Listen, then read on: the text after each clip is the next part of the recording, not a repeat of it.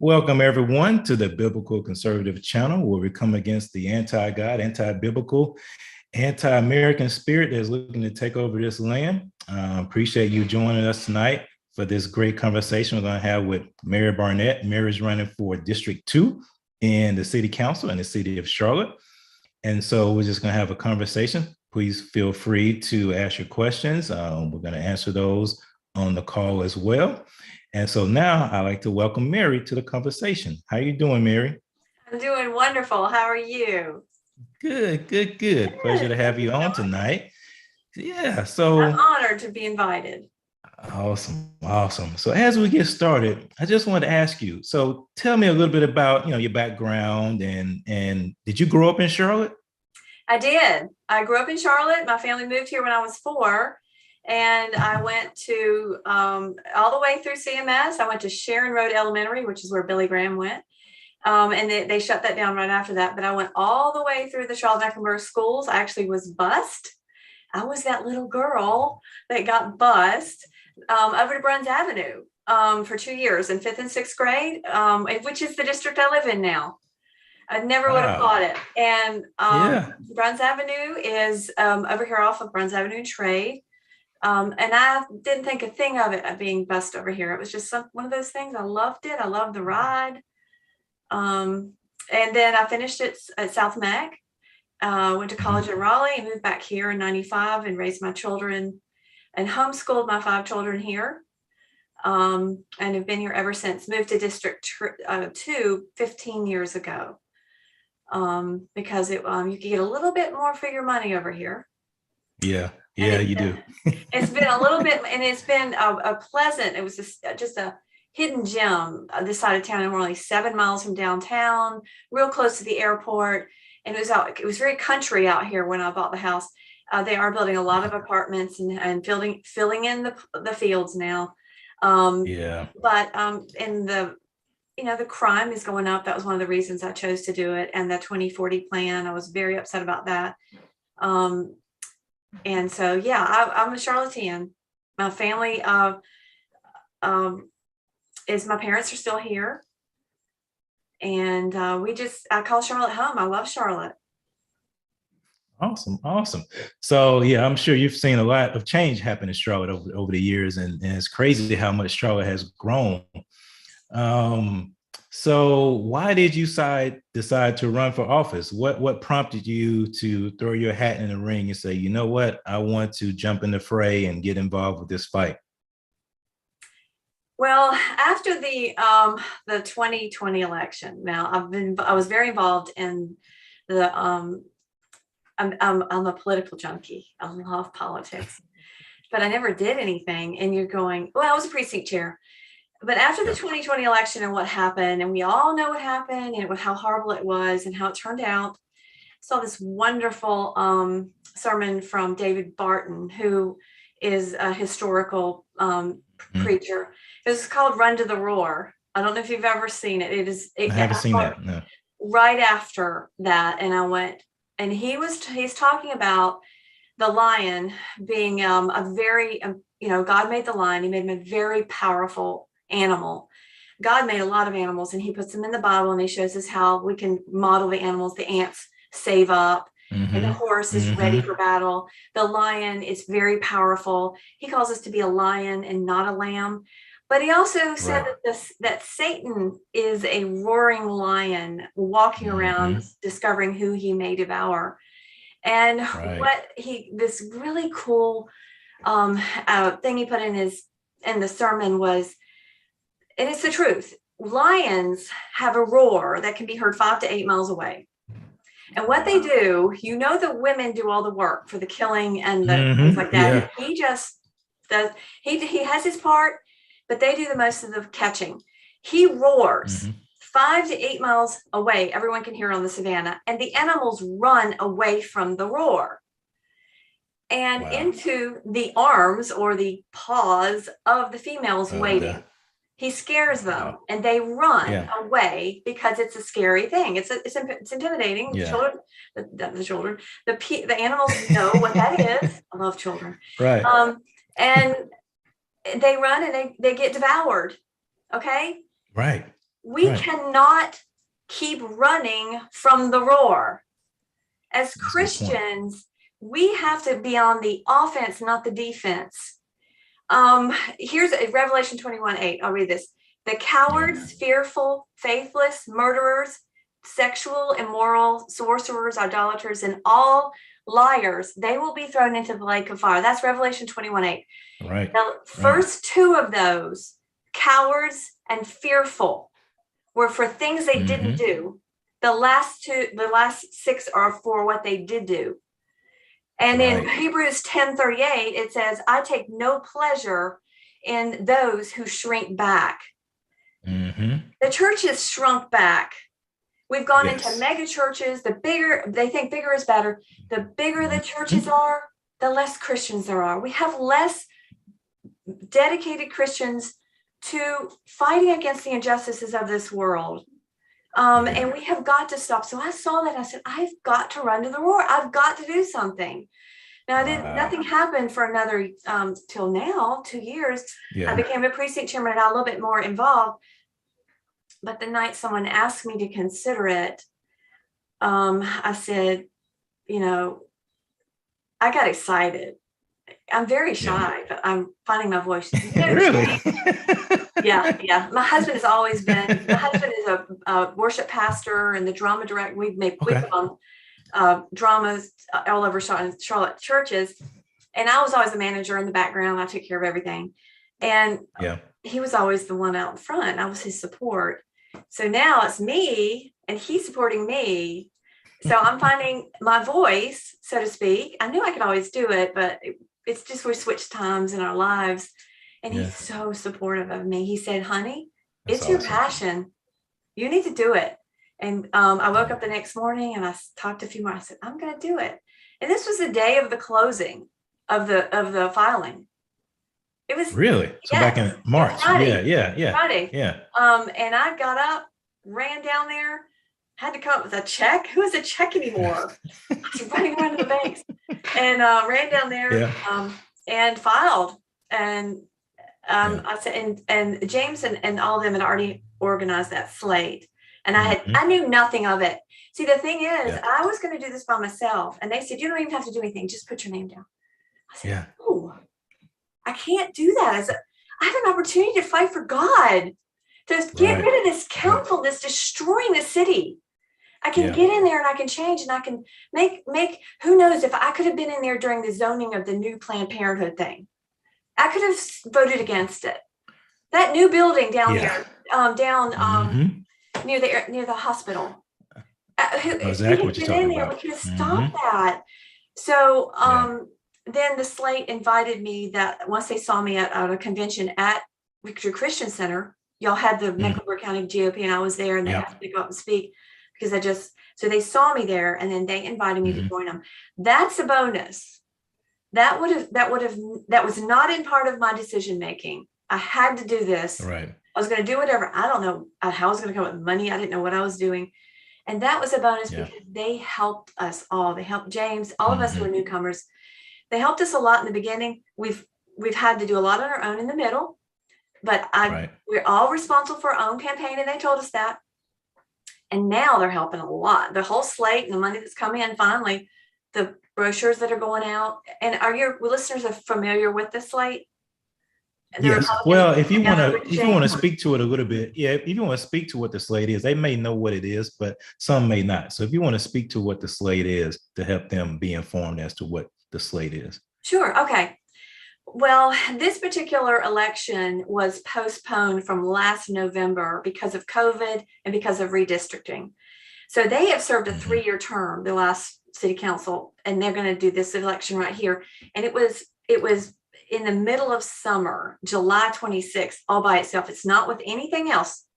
There was a primary for it in May 27th, for the people to get to this point. And because it's such a strange time, Tark came up with the idea, Tark Bakari, who is in District 6, came up with the idea that we might possibly be able to get some Republicans elected because no one will show up. And that's what the Democrats were counting on too. They wouldn't have to do a thing and they just get right back in there. So he started coming up with this idea and he started recruiting people. He recruited the 4 at-larges, and I think he invited Mhm. James in, and then he invited us. So, and he's running, and then there's a girl running, Stephanie. She's running for mayor. So there's a whole slate of Republicans.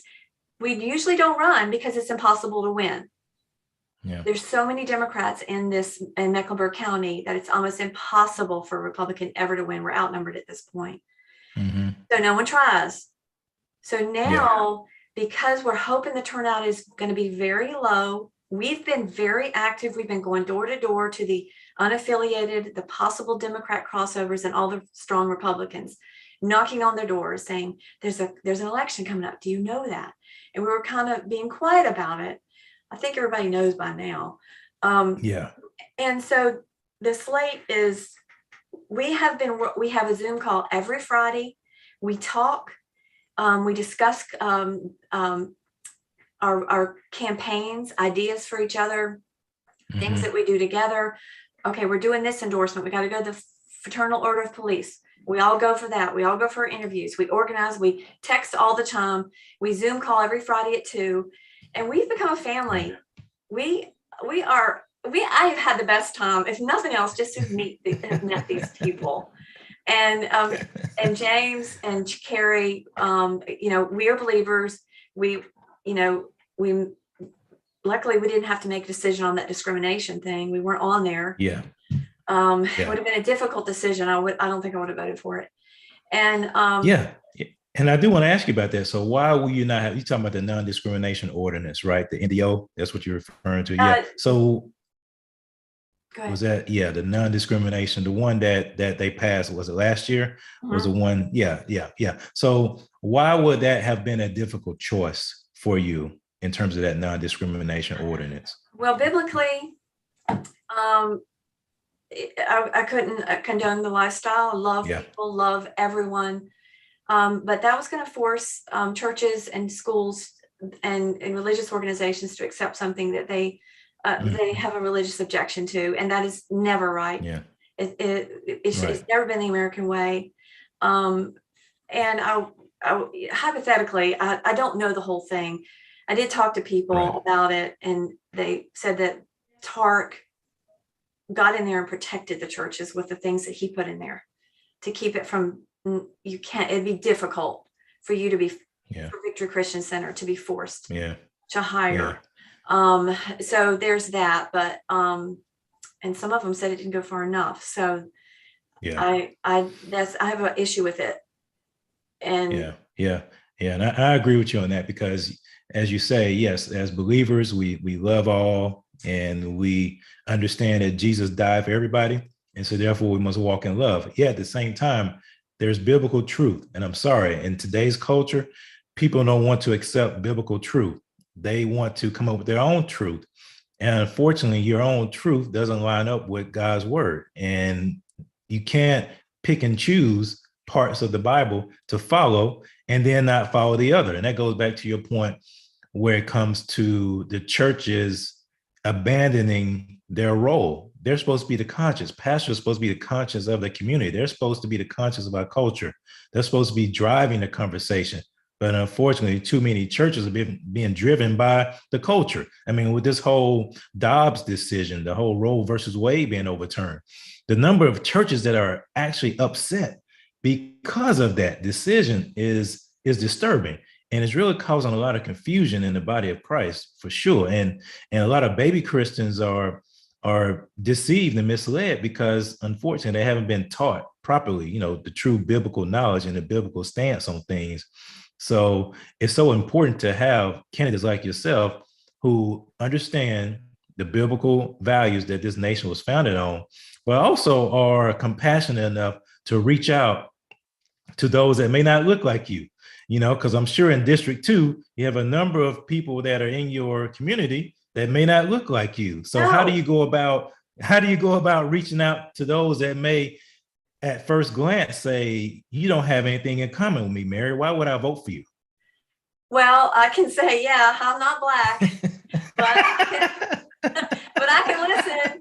And I have always gotten along well with everybody. Yeah. Like I said, Yeah. remember I said I went to Bruns Avenue. I think Mhm. that desegregation was a good thing. There were some bad things about it as far as it did. Yeah. I think, and you were talking about with Michael the other night, how it did, it bussed the children over to an area where the teachers didn't care. Mhm. And I went to an area, those teachers cared about me over there at Bruns Avenue. Good. I had a wonderful experience, and I have Black friends still. They're seeing me on Facebook now, and one of them, he contacted me and said his mother still lives there. And I said, "Oh, please, I want to meet her." And so I got along with everybody. Yeah. I wasn't real the most popular, and I wasn't a nerd. I was in the middle, and I got Yeah. around Yeah. everybody. I had the best time in high school, so I've always gotten Yeah. along with most people. And what I have done is Mhm. I've called up a lot of the nonprofits in the area. The Mails Place, are you familiar with that over there? Reggie No, Singleton? no, no. Well, there's a million that I didn't know about. So I saw it on the Yeah. Observer, and I called him. They did a special on him in the Charlotte Observer. And I called him. I said, "I'm so impressed with what you're doing." And he is bringing in young Black men ages 12 to 18 of the underserved. I mean, not the, he says, and he told me, he said, there's a group of the Black kids that you see, they're winning all these awards, the Obama presidential awards or whatever. And he says, and they have a more intact family. And they're the ones, and Mhm. you're seeing them. He says, but you don't see these who never leave the city, who never have been to a Mhm. football game. And he's taken them to football games. He's taken them to Ghana. And he's been doing this since Mm. 2009. And I had a long, Really? long conversation with him. And it's not a ministry, so to speak. He is using African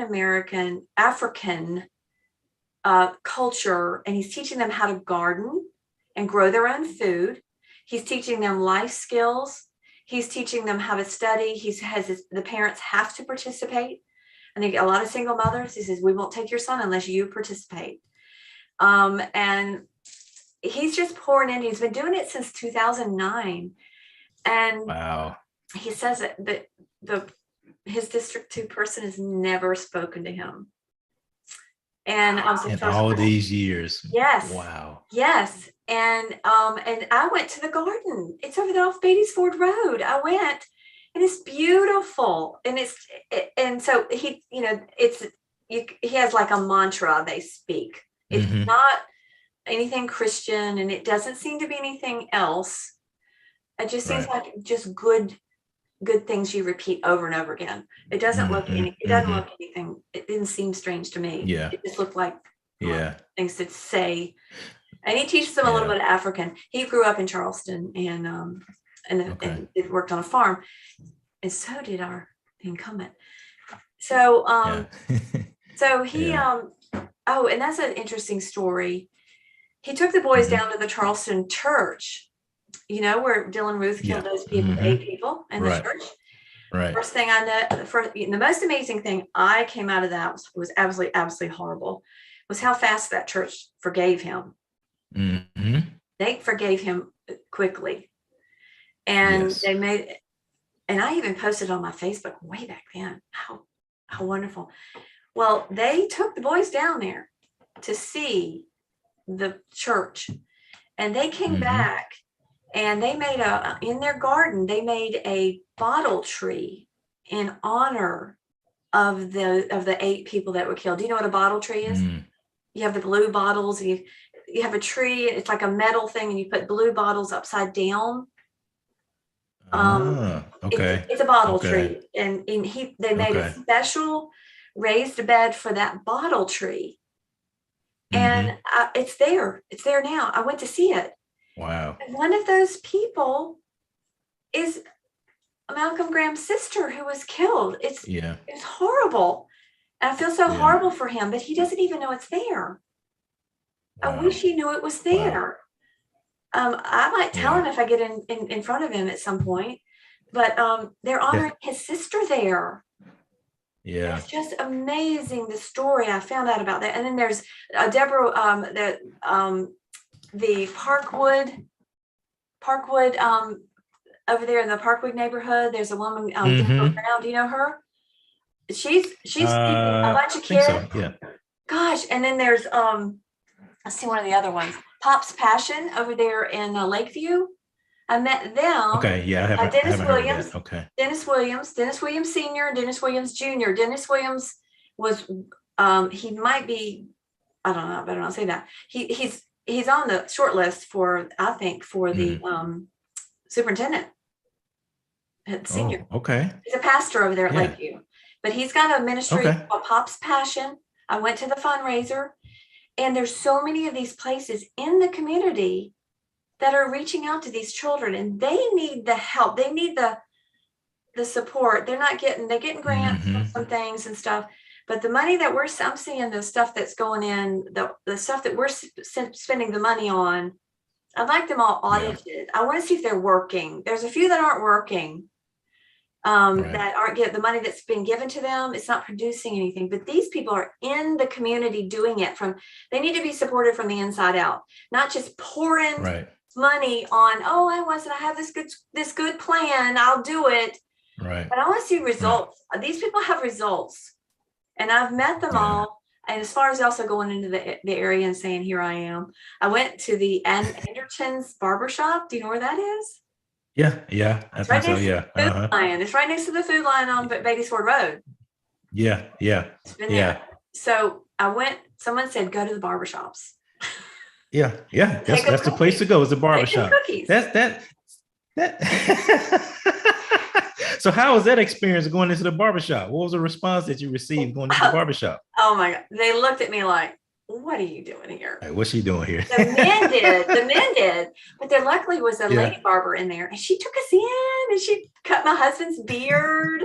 And she was so glad to have us. And we left him a big box of cookies and my flyers and said, just let me introduce myself. And and then I tried to go to a beauty shop, and they wouldn't open the door. And then I found another beauty shop. And they let me in, and I found a person who's been volunteering for me there, Selena. And she just said, I was just praying. She watches Victory, Flashpoint. Yes, do you watch Flashpoint? The news thing on what's his name? Gene? Victory Channel with Victory Copeland. Channel. Gene. He said, I've got to know. I don't know what I've been praying. God, what do you want me to do? I got to do something. And then I walked right in.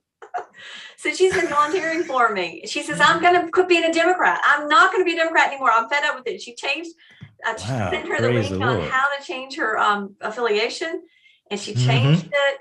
And she's handing out my flyers at her it's a boutique next to the beauty parlor. So I've got signs all up and down Beatty's Ford. I've been to some more of the community meetings, and I've met with all the lieutenants and all the divisions. There's Metro Division and North Division that cover my district. And I've met with all the lieutenants and asked them about what's the largest crime, what's the biggest crime going on here, what works, what doesn't work.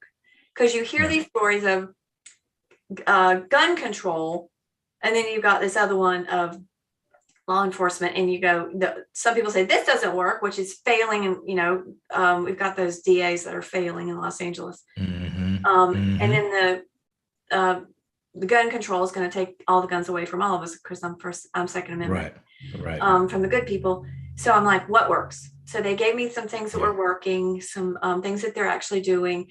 I didn't think they are called CBTs. The social workers, CPCRT officers. I first heard that and I went, oh my gosh, another social justice thing. Those actually work. I talked to them. They are very pleased with those. They just don't have enough of them. They say they are helping. Their job is basically almost social work, handling issues and calming people down and things like that. That's what their job is. Yeah. But the social workers help them so much more, because they don't have a uniform on. Right. And the people aren't threatened, and they can talk them down. That works. I didn't think it did. I learned. I want to learn. I want to open my mind to things that might work on the less conservative side of things. That's great to hear. And, that's why I'm glad I'm speaking with you, because to be honest with you, Mary, a lot of people on the Republican side, first of all, would not even have been bold enough to go into the community and actually show their face. And number two, have an interest to learn and to talk to people that may not initially be welcoming, but in their heart are just like you. Yeah. Because the majority of the Black community is conservative. It's just that the community has been deceived for a number of years by policies of one group, and then another group hasn't shown the effort to go out and actually reach them. So that's why I really do applaud you for that, because you are one of the few that will actually do that. Seriously, I mean, I'm very serious. You are probably the only candidate on the Republican side that I know of in your district that will go and do that. I'm sure, James would do it for District 3, but I'm talking about of a different ethnicity, if you will. They'll actually go into those places and talk to people. And that's so important, because that shows people that you care about them. There's not just for political race. You're not just there just to get a seat and to have some kind of prestige as a city council member. No, you're just there to help the people, what the role was supposed to be, to serve the people. And so I applaud you for that. Thank you. Thank you. Yeah. I have no qualms with that. I'm not afraid. Yeah. And I will say that the incumbent has never visited the white side of the district. True. Exactly. Yeah. And that's the problem. They can't stand him. They say he doesn't return the calls. They're trying to get rid of the arcades. He doesn't return the calls. And they mentioned that in that News and Observer piece. So tell me about that. Tell me about that Charlotte Observer piece. Tell me what was in there and what were some of the things that were discussed in that piece. Well, the editorial board called us all for an interview. And so he just asked me questions like you're asking me. And, what will you do to bring more police in? I mean, we need to recruit some very high quality police. We need to get the police back in here. We're going to turn into Chicago. They are leaving. They're leaving so quickly because they've taken away some of their extra benefits back in 2009. And they're all going to go, well, we'll just go to the outside townships because we can get that retirement pension and there's less stress. We'll take just a little bit less money. Plus, we're not being supported morally. The morale's horrible. When you've got somebody from the council calling you a terrorist, you're not going to want to, you don't have their back. Well, I have their back.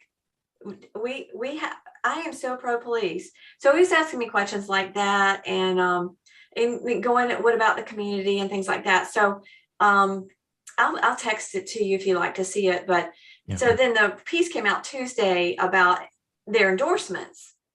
And, you never think you're going to get the Charlotte Observer endorsement. And, who reads that thing? But and I'm having to read it because I have them involved. So I'm getting a lot of great information. It really is good for information around Charlotte.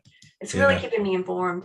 And so they went through, didn't give hardly anybody the time of day, but he did write a very nice paragraph about me. And under every section, like the mayor, he had Vi Lyles and then Stephanie, and we endorse Vi Lyles. And then under the four at-larges, we endorse LaWanna. The three actually endorsed Kyle. He got the endorsement. A Republican got the endorsement. So there was one there. And then they went to the districts. And they said something about a little bit about James and a paragraph about Watlington. And then with me, they said I'm just saying this is so God. The Republicans have fielded a good candidate in Mary Lineberger Barnett. Wow. She is very aware of what's going on in the community and she cares and she's been in there and she has all these plans to get more police. And it's this really long little paragraph, not long. Wow. And then Malcolm Graham gets this little piece. Malcolm Graham has deep roots in the community and he's brought a lot of money into the area and maybe he will pay attention to his constituents more in his next term. Wow. Now, that was a weak endorsement as far as I'm concerned. And they didn't put, we endorse Malcolm Graham. They didn't put that in bold letters like they did in all the other ones. Wow. So somebody said that was an endorsement, a kind of endorsement of you, Mary. Some people are saying that, Leanne That is, and I think I know, yeah, and I think the reason is, Mary, because you are different, and that's why I enjoy talking to new faces, because I mean, you're approaching it how I would approach it. I mean, I don't think anybody's off limits. I mean, I will go into every home if I could. I will go into every part of the community, because to me, everybody is valuable. Everybody is just as important. And Yes. so the things you're doing is refreshing. Honestly, it's very. I know I've said it before, but it's refreshing to hear that, because a lot of candidates are afraid to do that on both sides. They just stick to their base and they don't even care about anyone else that's in their particular district or area. And so that's so important, because it's also important that you mentioned the police. I'm not sure if you're familiar with, a few years ago, there was a program called the Ambassador Program that we had with CMPD.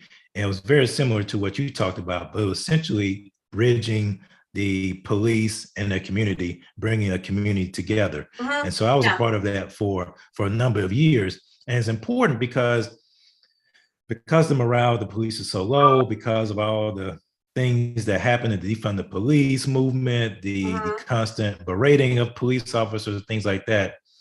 And honestly, in the Black community, we need police officers, because Yes. the more police officers we need, the safer people in the community will feel. And so it's a small minority that's screaming that nonsense, defund the police. It's not the people that actually live in those communities. It's people that don't live in those communities, that want to pass this liberal agenda, that have a liberal ideology, and they'll go back to their gated communities, while the communities that need the police will suffer. Right. And so that's one of the things that frustrates me and angers me a lot as well, is because people are making decisions for areas that they have no intention of living in. Like, for example, I want to ask you about this UDO, the Mhm. UDO deal. So what are your thoughts on that? Because to me, I see it as a direct attack on the single family unit, on a family unit, number one, not just a single Absolutely. family unit, but Absolutely. on a family unit, number one. And then number two, I see it as a way to increase globalization, here in the Charlotte area. So what are your thoughts about that? Absolutely. That's exactly what they're doing. Yeah. Um, I spoke at the city council last Monday night. If you want to scan through, it's like 8:30, Okay. 8:45. Okay. And I did speak and about it. It is an absolute attack on the family unit, the family, Mm-hmm. the biblical family, or Mm-hmm. just a family unit, to get everyone in a confined space, Yeah, all in these little tiny spaces, no yards to play in anymore. I know. But and it was an Obama program. Yeah. He trained Mm-hmm. all the city managers to come in and do this to every city. Mm-hmm. And this is what they've adopted. The 2040 plan, and had that in that UDO. Ed Driggs has been fighting he's been going through the weeds and fixing this thing. That one thing they got to get out is the removal of the single family zoning. Mm-hmm. So it's going to go after the minority communities, because they don't have deed restrictions and HOAs to protect them. You can't go Mm-hmm. into a neighborhood over in South Charlotte, a park Nope. crossing where my dad lives, and Yep. go, we want to build we're going to tear this house down and build a duplex, a triplex, whatever. Mm-hmm. You can't, because there's protections in there. They have Right. lawyers. The areas over here in District 2, they're Nope. going to wipe them out like they did Brooklyn. The Brooklyn Mm-hmm. thing that's going on. They got to rename all the streets for the Brooklyn people that they wiped out there. Yep. And think about Lakeview, Yeah. all these areas with these old houses, and the people over there. Mm-hmm. They can't. Sure, they're going to get a lot of money for their house, but where are they Yeah. going to go? You can't replace a house that Right. I can't Right. replace the house I'm in now. Right. I can't go get another house just like this. It's going to cost me more. Exactly. But the Exactly. thing is, and Vi Lyles, she said this is going to upset the status quo for 20 years and help. So I can't remember the thing. I said, tell me where this is going to help me, where this UDO is going to help me. I have a 2-acre lot right there next to me. Yeah. If the owner, and I don't live in a HOA, I live on a street. There's Mm-hmm. no HOA. HOAs are good and HOAs are bad. I don't Yeah. have I to know. answer to an HOA. If Yeah. he chooses to sell that land, to a developer, he could put probably 10 duplexes or triplexes right there. Mm-hmm. And I Yeah. have no say in it because I don't live in a single, because we're getting rid of single family zoning. Right. And 70% of the land in Charlotte is designated, is now single family zoning. They're Mm-hmm. going to change all that, and it is going to totally mess up the area. So I want to fight to keep these neighborhoods from being destroyed. Yeah. These people will, and it's going to make the houses go up. I mean, Right. on Bruns Right. Avenue, I don't Mm-hmm. know if you've been down there lately. I have. 5 Yep. points, Yep. huge. There's an apartment complex, and then back there's a really tall, and one of our people live in them. David lives in one of those. Yeah. And you build those houses, and you put two big $600,000 of those things. Mm-hmm. You bought the house for $200,000, and you build. I mean, you bought the little house that was there, and then you replace it with two $600,000 duplex, and you made so much money, so that no one could ever even come in and try to live there again. No, this is a lower income. No, all the other houses are going to go up that much more. Yeah, and there's a couple houses down from him that is still one of those little houses. His housing, the price of his house is going up in value, which is a good thing, but his tax is going to go up, and he's not going to be able to afford sure will. Yeah. So exactly. That will solve a lot of problems. Just to get, if we take that out of there, it's going to cause affordable housing to be 10 times worse than it is now. Yeah. Yeah. Unaffordable housing. Yeah. It's going to be absolutely worse if we can just get that out of there. So this is what we're trying to do. We might have a way to do this is if any of us win, and I believe in God, I'm going to win. If Kyle gets in because he has Democrats who'll cross over and vote for him because he's more moderate. Yeah. And we can get one more, maybe me, maybe James, whoever. God may just bring us all in. Right. We can get sworn in. There's a catch in it because of this weird date. We can get sworn in as early as August 6th, and they postponed the vote for the UDO to August 22nd till after the election, so they wouldn't be held accountable. Right. They did that. So the earliest we can get sworn in, and TARC found this loophole, is the 6th. We can go and say, swear us in. Yeah. And we'll be able to get in there and voted against it because it was 6-5 last time. It should have been 11-0. If you really care, it should have been 11-0. But it was 6-5, so it was close. So if we can get two of us in there, we could probably defeat it. Yeah. And maybe we could talk some of these other Democrats into backing off of it. Yeah. But that is going to be, it's going to be horrendous for this city if we do that. It is. And you're right, because I've heard so much in the last few years about how Charlotte is so expensive. We need more affordable housing, but the policies they're looking to enact will not lead to more affordable housing, lead to more unaffordable housing. So what are some things that you would do on the city council to truly help with the housing crisis? Because there is a housing crisis. If you drive around like Bruns Avenue, like you mentioned, Victory has a church down near that way. Is it on Bruns Avenue? Is it that one? Yeah. Yep. Church in the city. Yeah. Yeah. I was there the other night. We were at 5 Points making videos. I saw the kids outside. I didn't know it was okay, good. It is. Yeah. So we've seen that area, like we right across the street, a couple blocks away. We see those condos and things going up. So what are some things that you will do on the city council to make housing more affordable for everyone here in the Charlotte area? Well, the amount of money they're spending on affordable housing is unsustainable. We need to spend more money in workforce development. If we don't provide them with jobs, they'll never be able to afford the houses they live in, even right now. So we're spending to housing to workforce development 50-1. There's more money going to affordable housing and less, and not enough to workforce development. And the budget can't handle it. The budget is not going to be able to handle what they're spending. It's $50 million. You can pour money into this affordable housing problem, and everyone is trying to come up with answers. There's the Axios. I don't know if you read the Axios. She did one of the reports did a detailed thing about it. The Charlotte Observer had three guys working on it. And I watched that Zoom call, and really no one has an answer. The best answer is, I think, is to bring in workforce development, bringing in and attracting people to the area to create more jobs. Mhm. If you throw money at housing, that doesn't help anything. How are they going to pay for the housing if they don't have a job? Exactly. It's like, so somebody put it like this. She says, Valentine, everybody's going to Valentine because they have this big Valentine partners, and then the East something partners, all these partners that go, come over here, come over here, come over here. Yeah. Right. And we'll give you this land. Nobody is doing that for the district too. There isn't. I did find one. Somebody told me there is one. Okay. Ms. Watlington told me that there is one, and I looked at it to try to woo businesses to this side of town. I mean, there are a lot. There's a lot of industrial stuff up and down 85. Yeah, I know. A lot of businesses there. Yeah.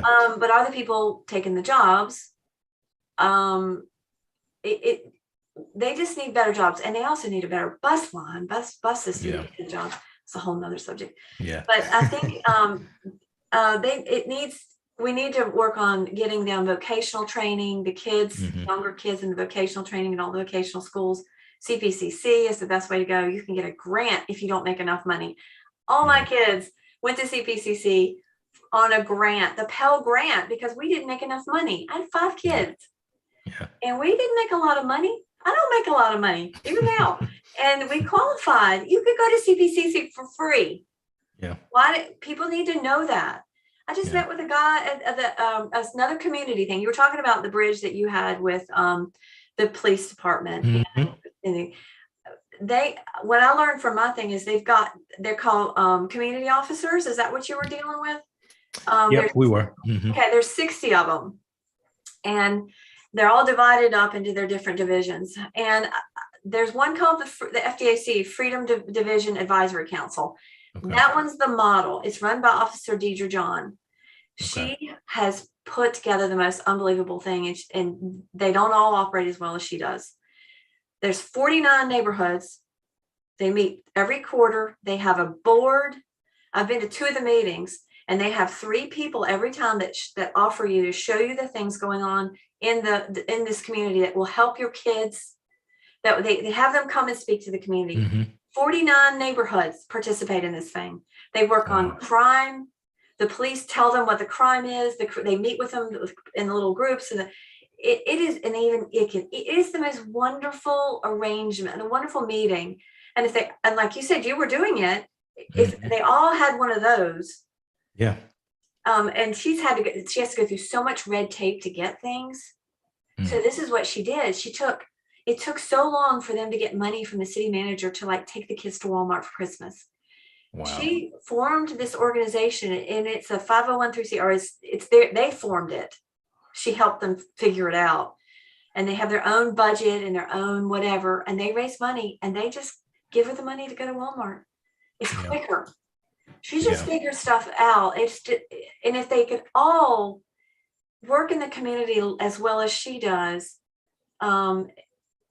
it's a good thing.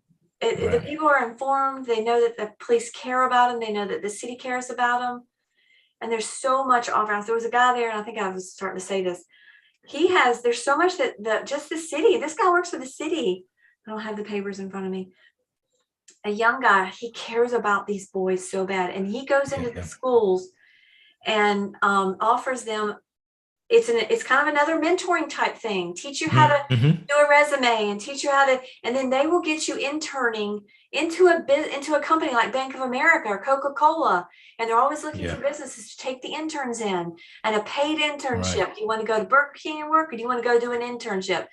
He says the problem he's having is these young kids don't want to work at Bank of America. They want to do some gaming, or they don't want to do traditional stuff anymore. That's true. And that's the problem. Yeah, I know. So he really cares about them. And that's a city program that I didn't know existed. Why doesn't anyone have? There's so much out there I didn't know was there. I know. That is so true. There's so much available. And you're right. The problem is people are not aware of what's available to them, because for a number of reasons. a lack of knowledge, lack of communication, lack of socializing of what's available to them. But there's so much available, and I'm happy to hear about these programs that are doing that are reaching the community, reaching these children, because you're right. A lot of children just need somebody there in their corner to be their advocate, to push them. They can do it. They just need somebody there to help them, to show them how. Yes, And exactly. so it's great to hear that. Yeah, Are you it's great familiar? Are you familiar with the Rock Foundation, ROC? No, Oh no, my I'm not. gosh. Okay. This was at this first FDAC meeting. He was there. Yeah. His name is Darren Ash. Mhm. These are already established. It's a Goodwill Industries thing. They have Right. schools, they're called Rock Schools, across the street from Philip O'Berry, Harding University, and West Mac. And Wow. they offer the students classes. They can go across the street and take a class in computers, Wow. and trades, all kinds of things. And look it up and watch the videos. ROC. Okay. And they're there. They're trying to get these kids to come across the street, learn a trade, be a plumber, make $100,000 a year. HVAC, make $150,000 a year. If you end up owning it, you'll be a millionaire. Yeah. And, but they don't know. So they're trying to get these kids, and these are in front of the poorest performing schools. These aren't over in South Charlotte, but anybody can go to these things. If you're a homeschooler, you can, as I asked, because I was a homeschool my kids, you can sign up and take these classes. They're free. Yeah. You can go in, Yeah. especially Right. take a class to do, they call it technical construction. They teach them to be work in construction and to build things, and it's state of the art. I didn't know about that. And some of the kids don't even want to do it, but they're trying. Yeah, exactly. They're trying. You're right. And that's funny that you talked about the internships and the opportunities and the organization that are doing that, because we had a question that was around that. And the question was essentially, would you as a city council member approve of a plan to put local businesses in cooperation with local schools and bring skilled trades back to the high school? So what you're just talking about, bringing back the vocational, because I remember growing up, we had a vocational school. Yeah. You didn't have to go to college because everybody's not made to go to college. So bring back the trades. And we don't have that. Well, okay, they're there on those three, across the street from those three. I think you have to get bused if you go to Harding, or West Mac isn't in front of West Mac. You have to get bused over there. Yeah. Those are three right there. Why can't we have that thing in front of every school? Now, the city council does not have, we don't have jurisdiction over the schools. That's the county commission. True. That's a whole nother story. True. And I love schools, and we got a couple conservatives running for school board. A little bit, Roe Lawson is running. The school boards have to be. That is a mess. I just saw a list of all the books that are in the schools. The schools. Don't get me started on schools, because I am a homeschooler. And my children go to Christian school, so I agree with you on that. So. Yes, that's good. Hey, be careful. I've heard this happen in there. Oh, we are. Trust me, we are. We watch. Yeah, we know. Yes, we do. Amen. We very, very strict, because everybody that says Christian is not Christian. We definitely understand that. You can't have your eyes blinded. Like, well, they're going to a Christian school. No. You got to scrutinize every book they're reading too. And I know y'all do that at Victor Christian. You're amazing. Yeah. The way y'all are so. Yeah. Oh, I will tell you that one of the guys, I met someone who was, his son played soccer or something. Mm-hmm. And they were in some kind of event, and they had won the division, and they they won. I think it was a public school. Mm-hmm. Then they went to play Victor Christian Center, their team. Yeah. Don't they have a school too? Is that the school your children went to? Mm-hmm. Okay. Mm-hmm. Well, they don't. My children don't go there, but yes, we do have a school. Yes, okay. Well, they went to play. It was basketball or something. I don't know. Their teams. Victor Christian Center beat the socks off of them. And the dad said, it was one of my customers, and the dad asked his son, he says, how did that make you feel to lose to Victory Christian Center? I mean, they're not even in the 4A or whatever that is. Yeah. Dad, the integrity and the character of these boys was so amazing. I did not mind losing to them one bit. Wow. Wow. He said they were wonderful young men. And this was a teenager. Awesome. Yeah. Wow. So I know, I mean, if we could get godly people in charge of the schools again, we need to get rid of the entire education system. It needs to be thrown out. We do. It needs to be thrown out. You're right about that. Secretary of Education. You're right about all that was invented by Carter. Okay, Carter, that was a mess. Just throw that over. We're going to start over. It was a district mess. Control. Charlotte McMurray system needs to be broken up into different divisions. Right.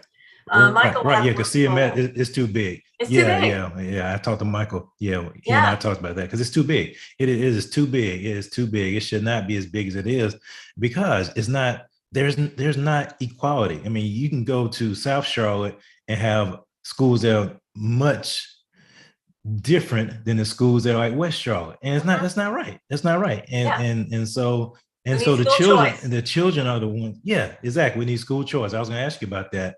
What are your thoughts about school choice? Because to me, school choice and give parents. I'm so happy to see parents now waking up, understanding it's your responsibility. God gave you that awesome responsibility to parent those children. Don't just give it away for 8 hours while they're in school. Stay on top of that as well. So what are your thoughts about it? I was so happy to hear that the budget that it just passed had more money for school choice here in North Carolina. Amen. So that's great to hear. That's great to hear. So what are your thoughts? I know I did want to ask you about this as well. So I know we're getting close to time, but I do want to ask you about your experiences homeschooling. What went into the decision to homeschool your children? Well, I got a great education at Charlotte McMurray School System. Excellent. And I went on and I have a bachelor's science degree in biology. And when I became a Christian and I was 24, I didn't even want kids because I had a very dysfunctional family and I thought I was going to be a very angry mom. I didn't want kids. So then I gave my life to Jesus Christ and I went, oh my gosh, I want 1 million kids.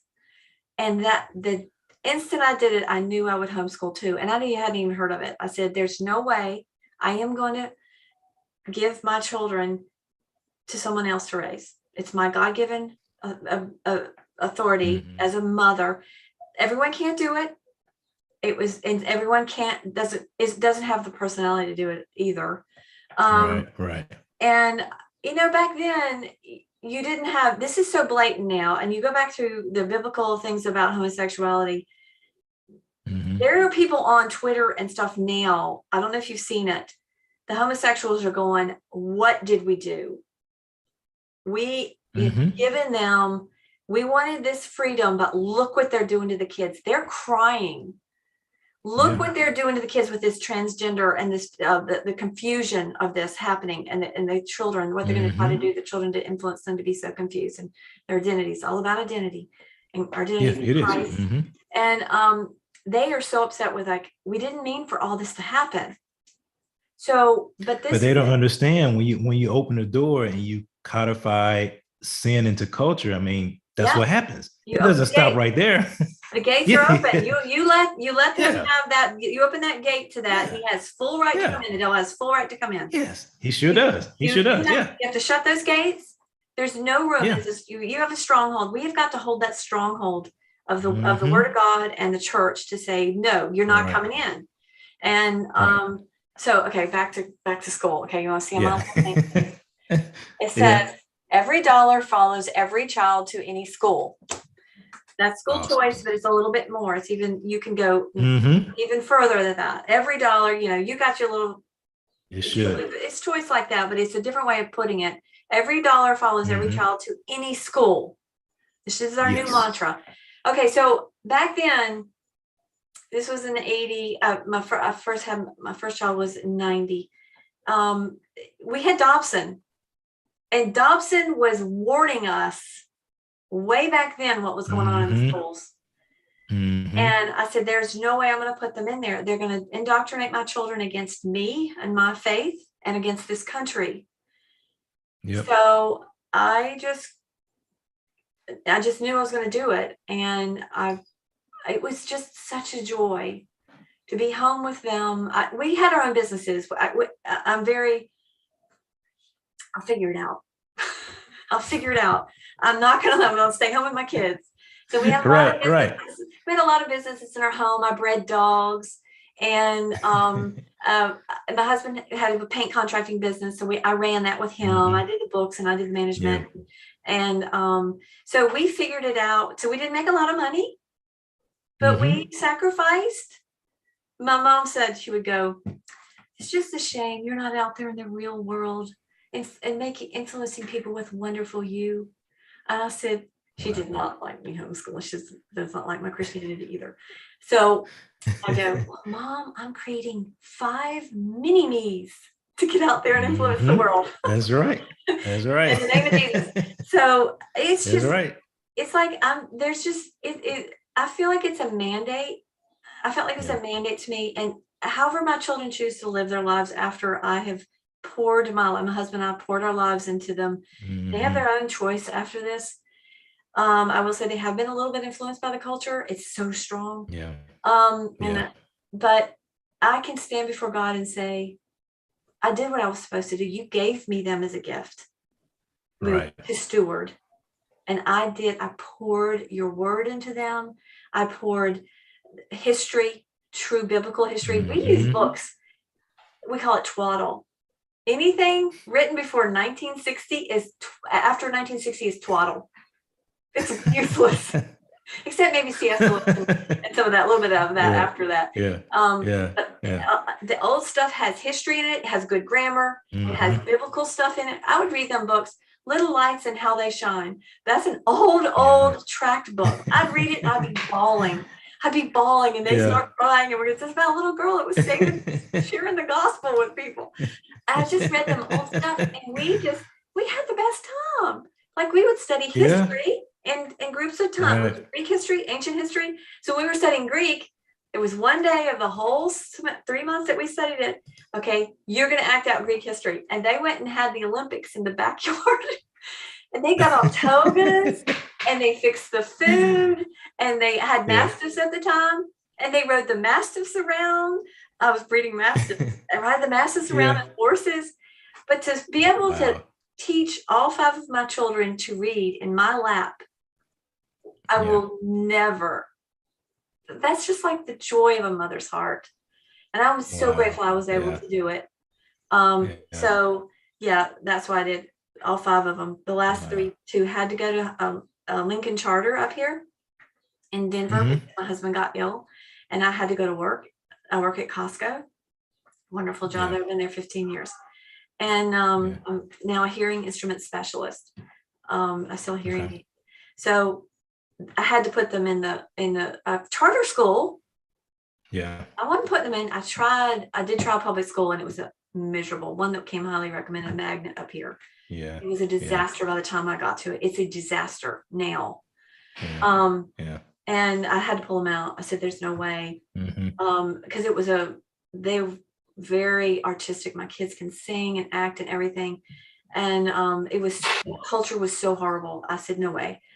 So that's got them in the Lincoln Charter School. I don't know if everyone knows this. If you're on the outskirts of Charlotte-Mecklenburg County and you're close enough to the edge, you can get into a charter school outside. This is Lincoln County.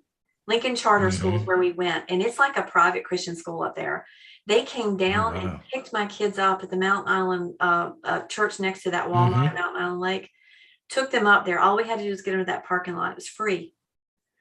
So they want Mecklenburg County students because they get more money. So if there's a good charter school in Fort Mill and y'all are down there near Victory Christian Center and can't afford to go to Christian school, see if there's a charter school. I don't know, South Carolina would do it. There's so many options you can figure out. And so the last 2 did go to a regular school because I didn't want to leave them alone. I didn't want to leave them. And they were older and they were in high school. And they did fine. And 4 of them have gone on to college. So yeah, I would have never, we had the best time with Yeah. the kids, and they appreciate it. Yeah. They do. Yeah. Awesome. Awesome. So I got 2 more questions for you. Okay. What has been the most interesting or unique experience that you've had being a candidate? What has stood out to you the most since you entered the race for District 2?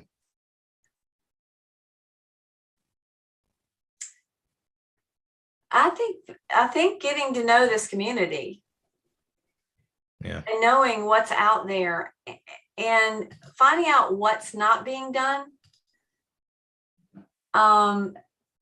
What's being done by the people. Yeah. And what's not being done by the city. Yeah. Yeah. And really finding out that this is a big mess. Yeah. It's too one-sided. You got to have a balance. You need, and you need to work together. Yeah.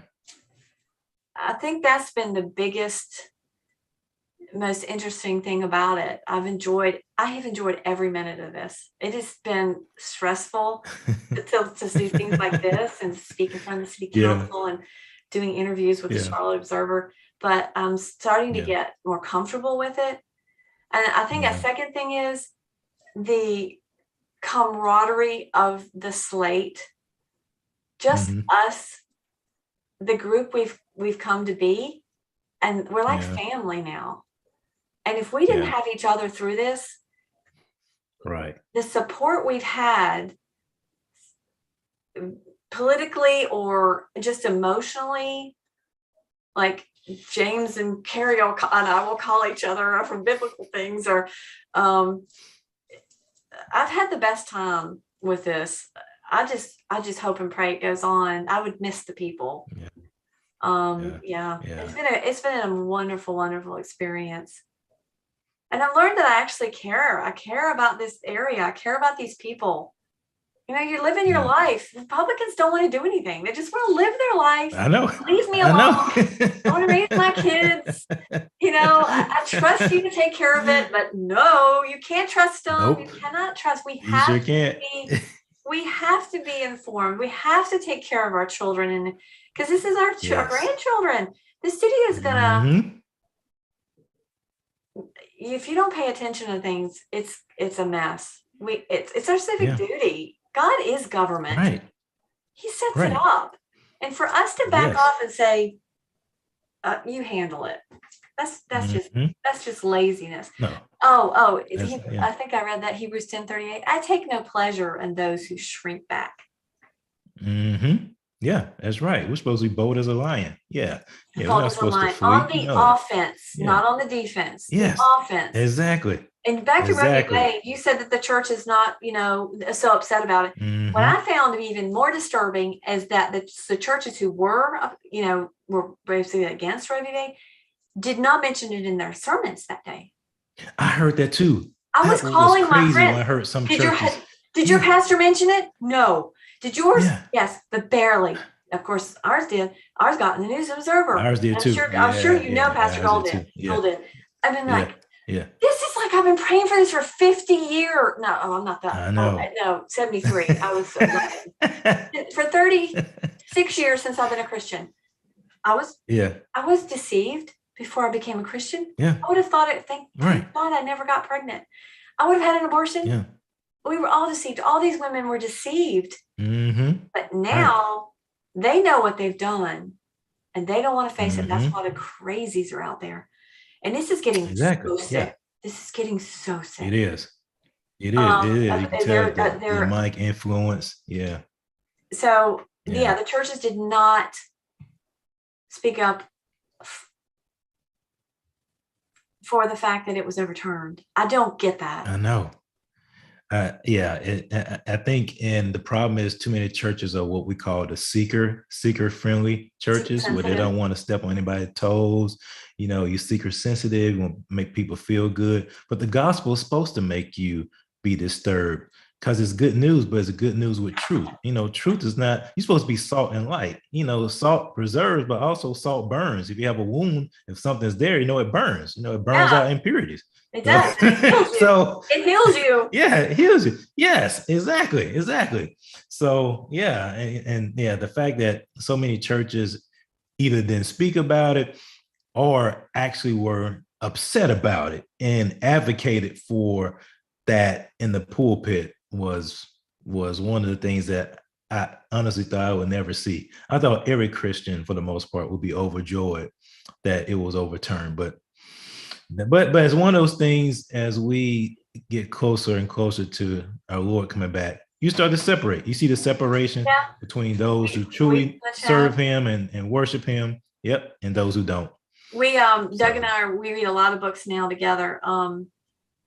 And a lot of leadership books. And so one of them he found, we read a lot of listen to a ton of Francis Chan, and who is like, you aren't a Christian. You're not doing, he is we were not being good Christians at all. We were, but it's like, this doesn't matter. This world does not matter.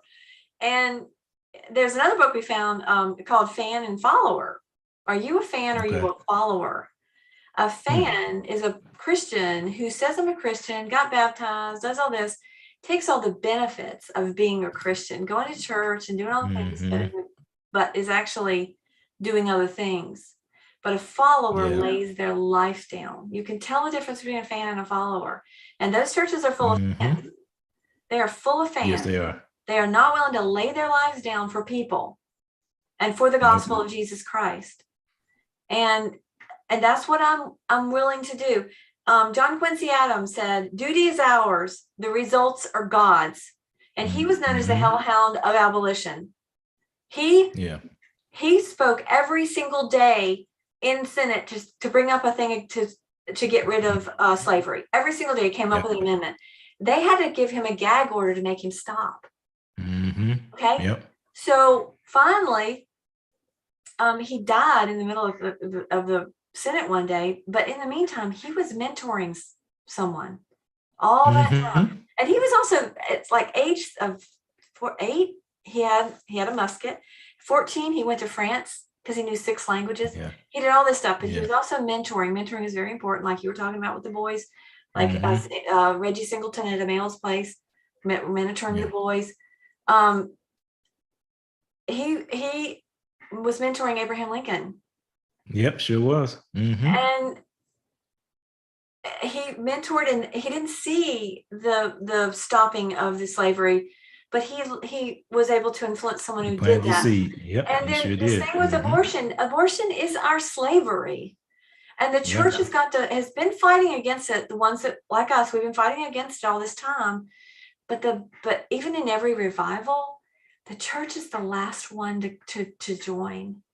It is the last one to get on board. It's awful. It's always been the case. The Pharisees, everybody, they just say, no, I'm not going to do anything. You're doing, you don't want to hurt their feelings. Don't want to do that. Yeah, you're doing too much. Yeah, it doesn't take all of that. Okay.